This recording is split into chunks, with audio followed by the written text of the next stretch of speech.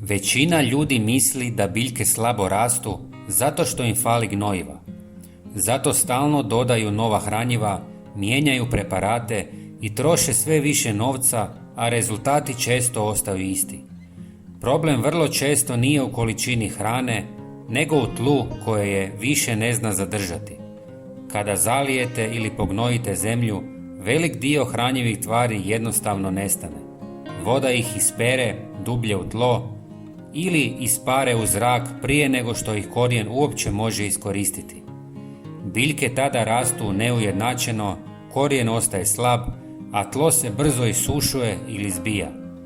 Zato postoje vrtlari koji ne hrane biljku direktno, nego prvo popravljaju tlo. Oni koriste jedan prirodni materijal koji u zemlji djeluje kao spremnik, upija vodu, zadržava hranjive tvari i polako ih vraća biljci onda kada joj stvarno trebaju. Tlo ostaje rahlo, prozračno i stabilno, čak i tijekom suše ili jakih kiša. Ono što je posebno zanimljivo je da taj materijal ne nestaje nakon jedne sezone.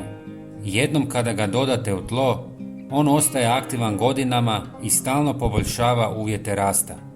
Biljke tada ne divljaju naglo, nego rastu ravnomjerno, jače i zdravije. Sad dolazimo do onoga što većina ljudi nikad ne spominje. Taj materijal nije nikakav novi izum. Koristi se više od 100 godina, a potiče iz vulkanskih stijena. Riječ je o prirodnom mineralu koji ima mikroskopsku poroznu strukturu zbog koje može zadržavati vodu, amonijak i minerale u tlu. Taj mineral zove se zeolit.